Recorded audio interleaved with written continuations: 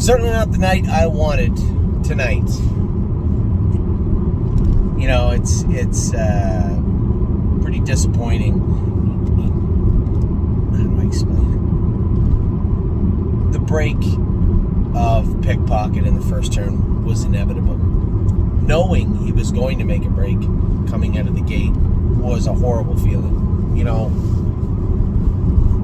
there are horses that are looking to get steadied. You know, they just need a second to catch their gait. And there are horses that are in a little bit of a panic mode. And you can feel it. And when I warmed up Pickpocket, keep in mind, first time back on a stone dust track since Oak Grove. First time ever racing at night, which I don't really think that plays a role. But a lot of firsts for him tonight. And he warmed up like a professional. Cool, calm, collected. I didn't want to stir him up. I just let him trot through the lane. It seemed good to me. Come out of the stall quiet to go on the track. When I post-sprayed him, he was good, but when I looked down, I'm like, geez, the hobbles feel a little soft, a little loose. But this is exactly how he wears them. I remember because we post-braided him many times at the Red Mile, and I let his hobbles out in the post-braid. So many of you that,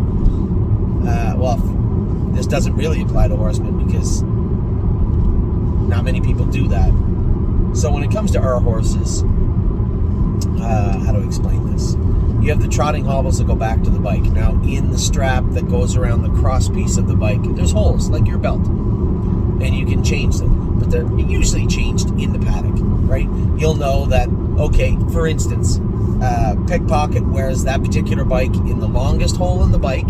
So there's usually, depending on the bike, there could be 2 holes all the way to 8 holes in the bike, different settings to put them in. Pickpocket wears that bike out long, right at the bullet, in the longest hole. And then the hobbles go around the crosspiece once and in the second hole of the hobbles. That's where he's worn them in Lexington since we put them on him. He trots perfect with them on. First time, I'll warm him up. You'll notice I warm him up in the race bike all the time. A lot of our trotters I do, because if they're not really on that night, they don't feel good, maybe they feel better, I'll change their hobbles. I'll let them out, I'll pull them in. And most horsemen don't do that. Unless you're a trainer that warms up the race bike, you don't do that. I do, on almost all of our horses. That's not to say I go out there and change every one. No, but I won't hesitate to do it. So I score Pickpocket down, and I move the hobbles one, and they just felt like they might have been. I said, no, I put them back where they were. Second hole. Longest in the bike, second in the hole. Now, as we start to go in behind the gate, he feels a little choppy. But I can feel he's getting a little agitated. Now, is it because, like, his last 2 starts we had left with him? So is he getting a little agitated because he wants to get out of there? Maybe. I'm bringing him in slower to the gate. Not really in a hurry. I've watched the races. The front end's not really holding up tonight. In fact, I watched the horse in the last race burn out clear to the front and walk. Right? I watched a lot. Now, Carl cleared to the front one, but these are horses that were layovers. So there's tons of options. Nobody's in a big hurry to be on the front end. Not anybody that's watching the races. But at the same token, rule number 1, keep the horses trotting. As we come out of the gate, Pickpocket was different.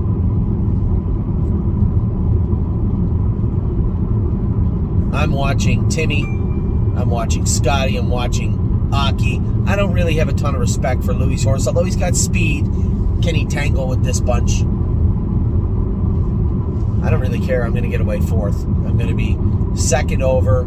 I don't want to be first over. If Timmy flushes me, I'm going to try and stall him. This is all going through my head, but first and foremost, Pickpocket does not seem right. And as I go to back him up a little bit, he gets out of gear a couple of times. Now, it's important. When we come out of the gate in Kentucky and he trotted forward, he put a step in, but I tapped him on the tail. I made him fill up his hobbles and trot forward. But when you double them up, sometimes the bike pushes forward a bit, the hobbles will loosen up a bit. As I grab a hold of him, he gets out of gear, and I said, easy, easy. I just give him his head nod, thinking to myself, Timmy's in the 5 hole, Aki, Scotty. I'm going to push to the front. I'm going to push to the front, and Louis is going to let me go. He's not going to remove. Scotty will probably come at the quarter pole. It's all good. I'm going to be in the 2 hole at the 3/8 pole.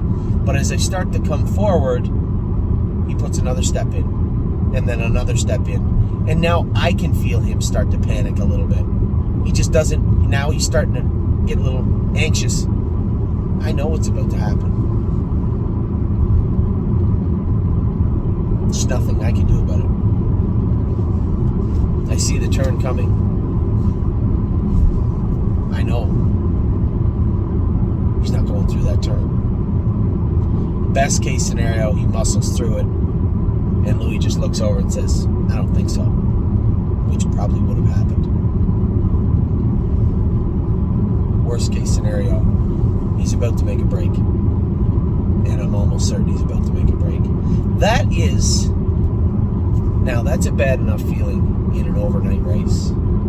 It's just about the worst feeling I've had in a long time, knowing that a horse that is a legit contender in the Breeders' Crown elimination that I'm sitting behind is about to make a break, and there is nothing I can do about it. I move him over, I try to square him up, but I got to keep him moving forward because I don't want to look as vulnerable as I am, because Louis is just going to leave me out. And even if he doesn't leave me out, he's going to stretch me in such a fashion that I'm screwed anyway. Now, I'm doing my best not to panic and get a little upset, but as I said, all this is happening in super fast time. The feeling before we even got to the turn, the inevitability of what's about to happen is starting to sink in, and it did not feel very good. We got 4 steps into the turn, and he made a break. Now, I was angry at the time, but then I caught up getting into the last turn. I see the horse make a break. I'm thinking, I only got to beat 2 of these guys to make it in the final. Dexter looks like he's at a soap. The gentleman on the outside, I think he was Robert Taylor. I don't know his horse, but I know he's an Indiana bred, and I know he hasn't been racing in Kentucky. Is he good enough? Geez, I got a shot. Maybe I can sneak back in the elimination and finish 4th. Whole last turn, he's out of gear again. Now, I've done this video 5 times. I don't feel bad for myself. This is a tough game. You know, for my partners, we got a really nice horse that won 2 Grand Circuit races, put together a shit ton of money. I don't even know how much. Made really good money at 2. Took a mark of 53-1. It is inevitably going to be a good 3-year-old. And it hurts. But it's racing. We all know this is a merciless, tough game. Now, as I'm washing my face off, you know, I see Scotty and Aki and Louie behind me. You know. Anyway. And then to look down and say, you know, and I'm just angry enough. And I'm not boiling over. Like, I'm not, Eric and Kathy did a great job. The horse looks amazing. The horse has done a tremendous job all year, a complete professional, did the best he could tonight, was just out of sorts. He went from the softest track in the world to a highway. He did the best he could. There's nothing more I can do. I had 3 or 4 plans going into the race. All of them culminated with me being 1st or 2nd. Get away 4th, get a good trip. Get away on the front, slam the brakes on, get a good trip. We were going to get a good trip. Just not tonight, not on that track. And it's not the track's fault, it just is what it is. Anyway, 4-hour drive home for me, but not to sulk too much. You're a nice 2-year-old that did great things this year. Tactical Mounds looked fantastic tonight. I don't even think Scotty realized what kind of a mile that was until the race was over. I felt bad. I didn't talk to Megan at all tonight. Running around doing my own thing, and I didn't talk to her at all. I'll send her a message in a minute. You know, she did a great job with that filly. Come all the way from New Jersey. Stopped over in Lexington with our horses. She's going to train out of Lexington. And Mounds looked fantastic. Scotty goes, wow, I didn't know what she'd do when she got to the head of the lane. It's a long stretch, and we were out. And I said, she's a fighter, man. She looked great. He said, that was a hell of a mile, wasn't it? I don't even think until that point, Scotty realized 53-3. And it was a windy, cold night. Track was like concrete with an inch of mud on it. That was a hell of a mile by Tactical Mounts. An incredible mile. I guess we'll go and rewind. Disappointed, sad, a little heartbroken over Pickpocket, but I'll get over it. Nothing but a dreamer. Look good. Did he look super good? No. You know what he looked like?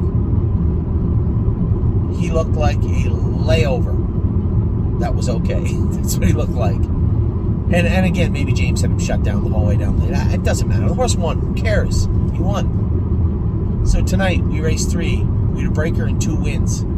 Pretty good night.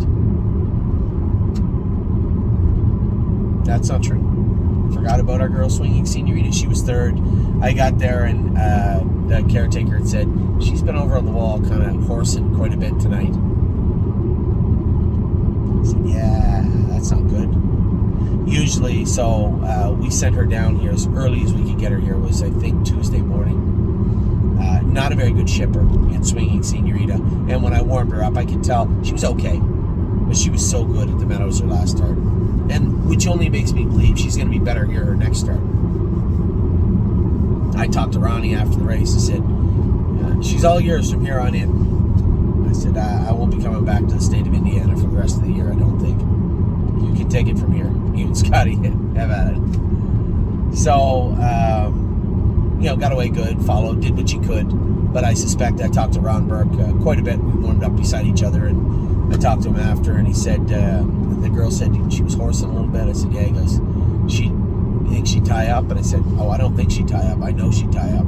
I said, I don't think she tied up horribly, but between the ship and coming into season and being in heat, I said, I don't know. I know the Goo filly's a nice filly that won the race, but this filly was bionic the other day in the Meadows. Off 3 weeks, just beating 54. She was awesome. And not even a shadow of that horse showed up tonight.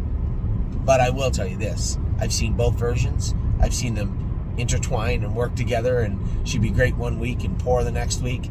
I guarantee you, if you guys pull her blood and work on her all week, this is a different animal come next week. You're going to see a much, much better swinging Senorita.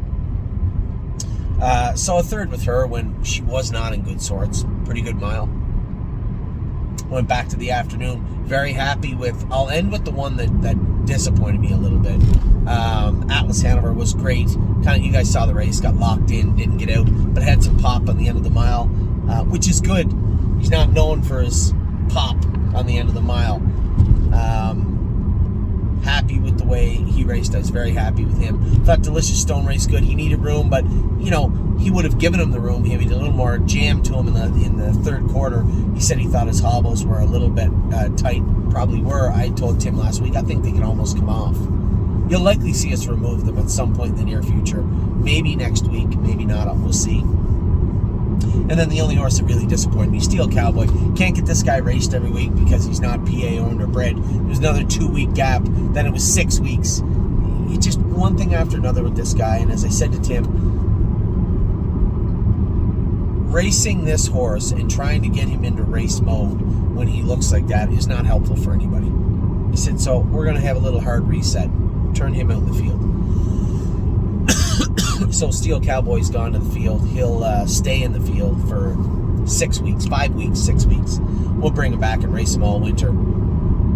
There's a better horse in there. He's showing flashes, and for sure he has some soreness issues. Nothing that presents obvious, but they're there. For sure there's something there. So what we'll do with Steel Cowboy is turn him out, bring him back in, and train him down. He was 1-52 for us. He's showing some pop, showing some speed.